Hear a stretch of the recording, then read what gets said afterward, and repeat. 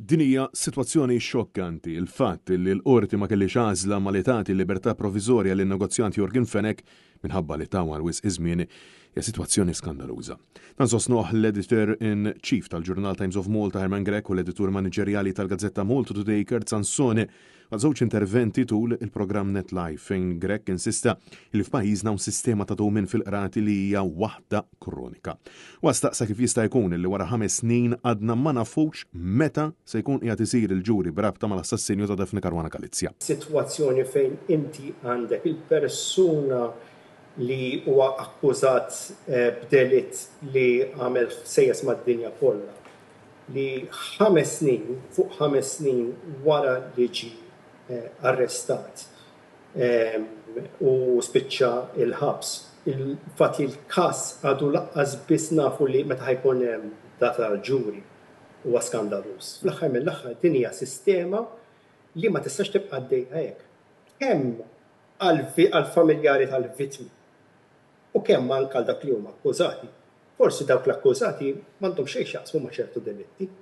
Jiġifieri għaliex għandhom jibqgħu numru ta' snin magħluqin u b'din it-teba fuq rashom għal numru ta' snin. Jiġifieri rridu nkunu realistiċi hawnhekk. Rridu nkunu fair kemm mal-akkużat u kemm mal-vittmi. Herman Grech insista li dan ma japplikax biss għal każ tal-qtil tal-ġurnalista iżda għal mijiet oħrajn, partikolarment każi ta' violenza domestika li jistgħu iħabtu wiċċhom mal-aggressuri tagħhom barra fit-triq. Mijiet ta' nies li huma involuti f'każijiet ta' domestic violence li għaddejjin minn dawn l-istess problemi.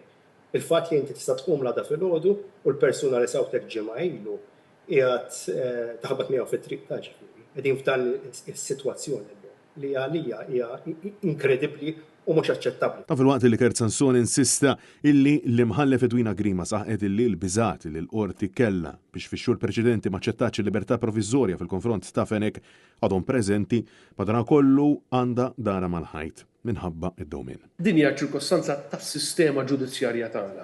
It-tul ta' żmien, in-nuqqas ta' effiċenza, proċeduri li jtulu, issa jkun hemm raġunijiet differenti għalfejn itulu proċeduri, parzjalment jista' jkunu problemi fil-qorti stess ta' riżorsi, jista' jkunu problemi minħabba persekuzzjoni, jista' jkunu wkoll problemi li jonħolqu minħabba l-avukati tad-difiża li jtawlu proċess.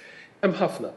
Però li hu żgur li dis-sistema it's delaying justice. Sansone saħaq illi dan id-dowmin kollu mhux aċċettabbli u sostna li s-soċjetà trid aktar speditezza. Bil-ġurnalisti tem jgħid illi wieħed jasal għall-konklużjoni li xi ħaġa ħażina hemm żgur. Is-soċjetà wkoll għandha interess f'dal każ li tara li isseħħ ġustizzja li s-sistema tagħna timxi mhux biss b'rettezza imma anke bi speditezza. Il-fatt li saqllum għad m'għandniex data ta' meta se jitressaq Jorgen Fenech għal-ġuri, ma nafx jien